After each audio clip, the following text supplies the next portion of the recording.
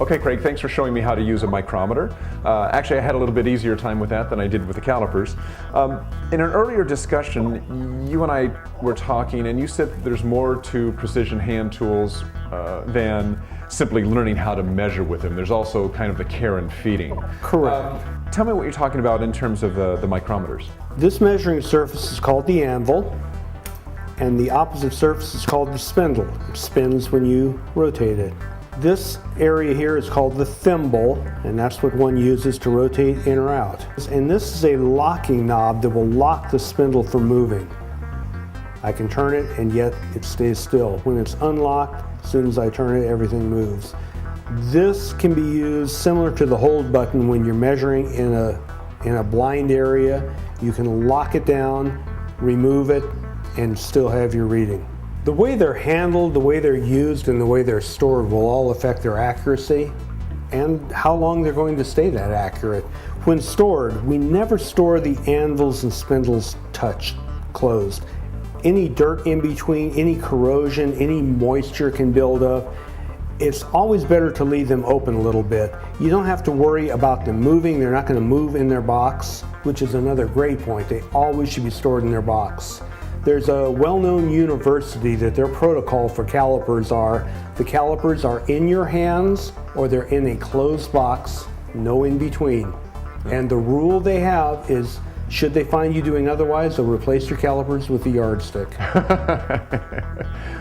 Now, when we talk about storing micrometers, the same is true with the calipers. Store them with. Correct. The different parts of the caliper. These are the measuring jaws. These are called the OD or the straight jaws. This is the fixed jaw, this is the movable jaw. This one stays still, this one moves. Same thing on the ID or the pointed jaws. ID meaning inner diameter, OD meaning outer diameter. You have a fixed jaw and a movable jaw. This is the depth rod. And this is the measuring surface, which also has to be kept very clean. As the caliper is open or shut, the depth rod goes in or out. And this is also a measuring surface at the back end. Now this caliper may not be set up for step, but a lot of them are, where this will be a precision machine surface, as will this, and you can measure touching on one end and measuring to the other. So those are the basic measuring surfaces of the caliper. This is the dial and the needle. This is called the carriage lock. It locks the carriage, which moves. This is a lock screw for the dial. Once it's zeroed, you leave it alone. But should you have to move it, you can rotate this and take it off of zero. This is called the thumb screw, and it also is on some of these it's on a clutch mechanism where when you get to the right tension, it'll release. We store them either open just a little bit, or sometimes we'll take a very precision, like a Kim wipe or a towel of sorts, and put it on there. A lot of times we'll just snug the carriage down till it won't move from rattling. But there's also some other issues. With digital, a lot of these do not have off switches. How they're turned off is you lock the spindle. This prevents the spindle from turning when it's closed. And that also will signal the battery to go to sleep. Should they not be locked like this in a cabinet, every time that cabinet door is opened and shut, the display comes back to life and your battery burns out pretty quickly. Okay. You'll find that in the instructions for the micrometers will say to lock the spindle before storage.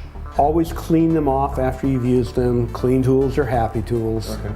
And that's because grime can build up on the contacting surfaces? Correct. There's a number of issues. It can affect your measurement, it can degrade the tool, it could transfer and contaminate another part. Eventually, even the electronics are affected by enough oil and coolant. Okay.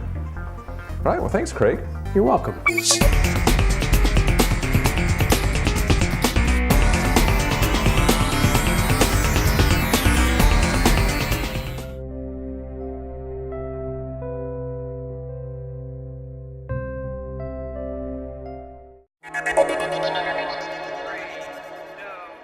one, fire.